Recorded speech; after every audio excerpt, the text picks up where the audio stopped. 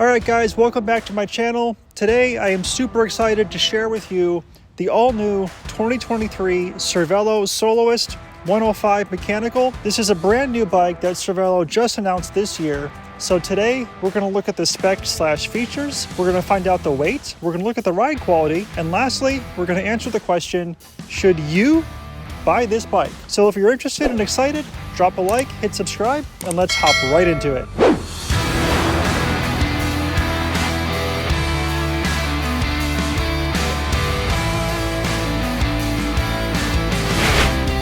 Alright guys, well let's first talk about where the Soloist sits in Cervelo's lineup. So the Soloist is supposed to be a cross between the Cervelo S5 and the R5. So the S5 is Cervelo's ultra super high-end aerodynamic race bike, and then their R5 is the more lightweight climbing bike. And the Soloist is essentially supposed to be a cross between those two bikes. So if both of those bikes came together and had a baby, the Soloist is what they would produce. And we definitely see that in certain characteristics of the frame and the ride performance. So starting with the frame, Cervelo offers this bike in a few different paint schemes. This one I have here is called their Embers color. It looks black from a distance, or even in the shade. But once the sunlight starts to really shine on it, you start to notice there's a lot of sort of gloss and glitter that really kind of sparkles through, and it almost looks like you're looking up at a starry night sky sort of thing. The logo, of course, sits down here in the down tube. Now, one thing I kind of wish Cervelo would start doing more of is centering their logo. They kind of have it offset so that part of the down tube is just kind of blank, and the logo itself sort of sits underneath the bottom half. And I personally don't like that. I wish they would center their logos more, kind of like how Trek does, but that's not a very big deal. More importantly, let's talk about the frame features. So the frame is fully carbon fiber, as is the fork. And one thing we'll notice right away is the head tube. So the head tube is going to be a little bit deeper than what you'd see on the R5, but not quite as deep as what you would see on the S5. There is definitely enough of an aero profile there to definitely keep the bike moving forward pretty rapidly. And then underneath the seat tube as well, we see there's a little bit of a deeper section here that definitely kind of adds to the aero profile. So again, those are cues definitely taken from the S5. So with this bike, you really are getting kind of a cross in performance, and it definitely is noticeable on the road, where you feel definitely that aero advantage, but you also feel sort of that lightweight, snappy feeling that you get with the R5 as well. Okay, so let's talk about the group set now, which for this bike has been pretty controversial. So it's going to be 105 mechanical throughout. So we're going to have the 105 brifter levers, we're going to have the 105 brake calipers and rotors, we're going to have the 105 cassette, we're going to have the 105 derailleurs. The only part of this bike that's not going to be 105 is the crankset. Now, I don't know why Cervelo didn't put a 105 crankset on this bike. The crankset is something you immediately see when you look at any bike, and the fact that they put just a generic crankset on here. So the crankset on here is going to be Shimano's FZ-RS 510 crankset, which is just kind of a generic Shimano crankset. It works fine. For me, the big thing here isn't really the performance, it's more just the look. I really think that having a generic FSRC whatever 510 crankset is just really unpleasing to the eye. And when you're buying a bike like this, which has 105 throughout everything else, it's a really big disappointment that Cervelo didn't put a 105 crankset on here. Having a 105 crankset would have made the bike look so much more interesting and so much classier and cooler, but getting over that, it's the crankset itself, as I said, it works fine. There's nothing really wrong with it, it's mostly just cosmetic. Otherwise, it is going to be a 52-36 crankset in the front, and then in the back we have an 11-30 11-speed cassette. So the 11-30 and 52-36 combination is a really good ratio for pretty much all road riding conditions. If you do some ultra super steep descents, you may end up finding you'll spin out at some point. But honestly, for the vast majority of riding, it's a perfectly good combination. And this would be the ratio I prefer in almost every circumstance. Okay, so moving on then to the top of the bike. So for the stem, we are running Cervelo's very own ST36 stem. Now this is an aluminum stem, so there's going to be a bit of a weight penalty there. But one thing that I like about this stem is that the cabling for the brakes and shifters are run underneath the stem and then through the down tube. And that is a pretty big departure from Cervelo's most recent bikes, which almost all include internal cable routing throughout. The reason Cervelo made this bike to include external cable routing underneath the stem is because this is a bike that is really geared more toward the everyday consumer. So the S5 and the R5 are going to oftentimes be ridden by pros who may have their own personal mechanics on standby 24/7. For people like you and me, we don't have that. And so having the external cables does kind of two things. So one, it makes it so that maintaining your bike, adjusting the fit, doing any kind of modification to the front end is not going to require a complete disassembly of the entire handlebar stem setup. It's not going to require bleeding the brakes. It's going to make it much easier to do your maintenance and also to make any kind of fit adjustments if your flexibility changes over time. But the other reason why Cervelo did this is because it makes it much easier to break the bike down for travel. And for those of us who live in cold environments like I do, traveling with your bike is something you may want to do.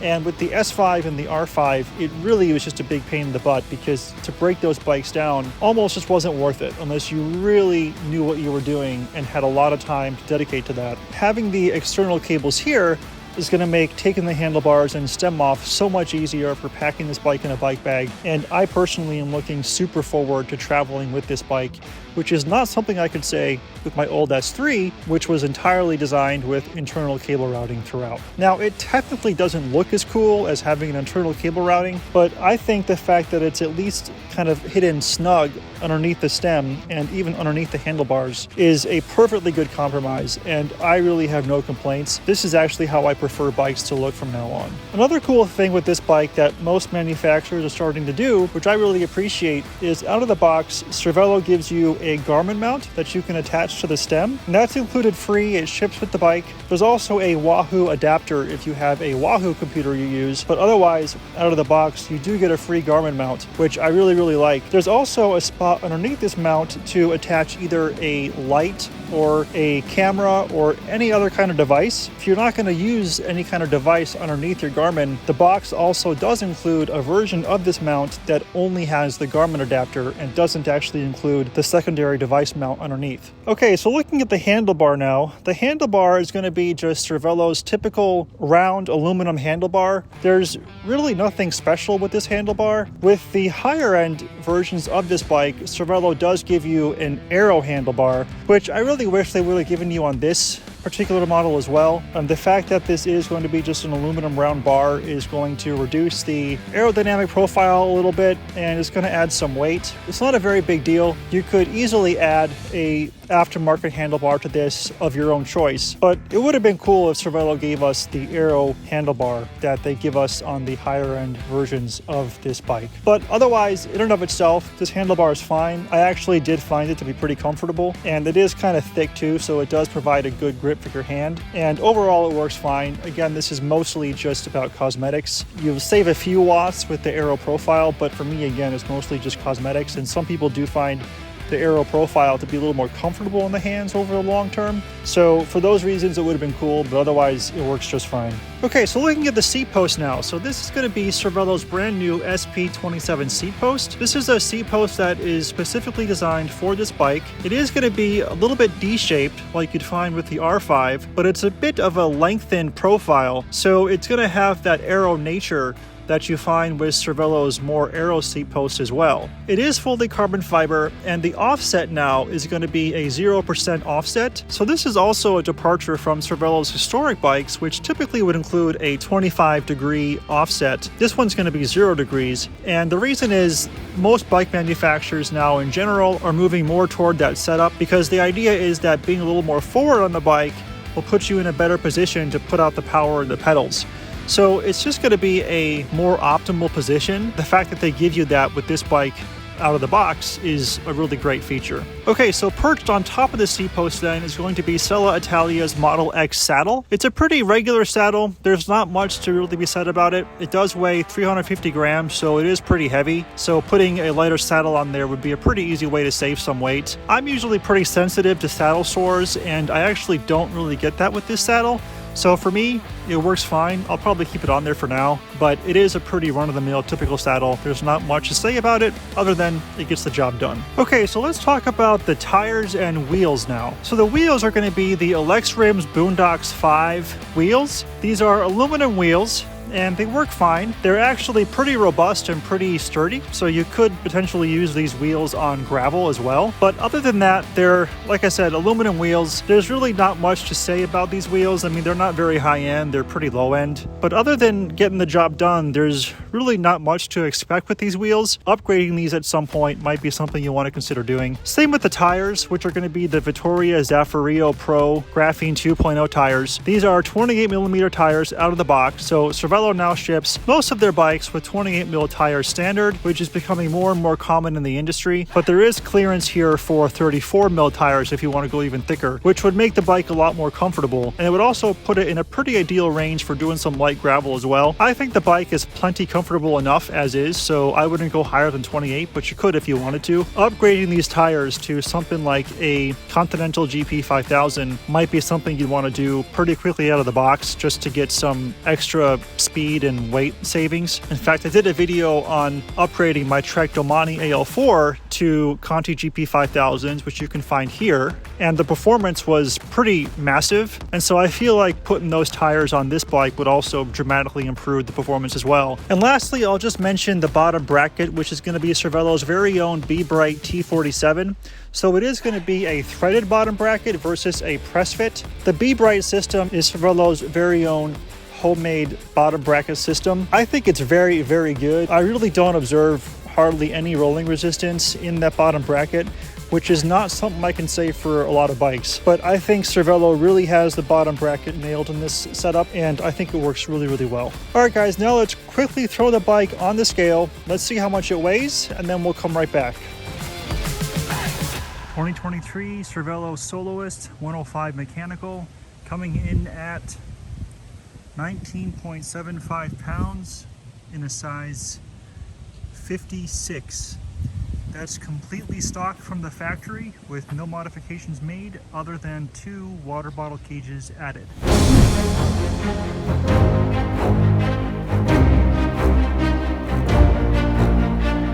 So you guys, the ride quality on this bike is super awesome.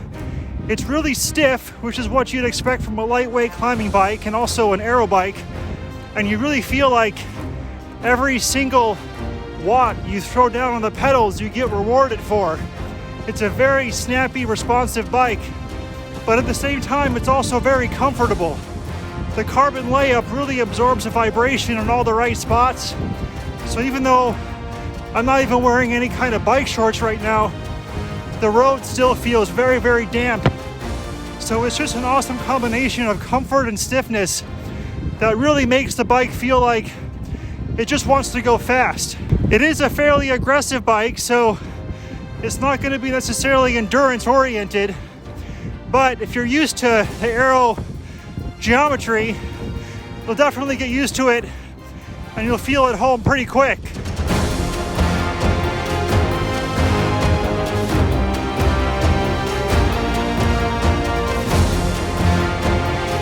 You really do, as I said, feel like this is a cross between the S5 and the R5. I don't feel like it's just a marketing ploy from Cervelo, which oftentimes I do feel like there's a lot of marketing in the bike industry, but this is one of those cases where I feel like Cervelo is actually being very accurate in their description of how this bike rides. So if you're familiar with the S5 and the R5, this really does feel like a cross between both bikes. It really does have that snappy performance that you'll often get in the R5, but it also does feel fast and racy on the flats, just like the S5 does. And I think for most people, this is probably going to be the perfect sort of compromise for most situations.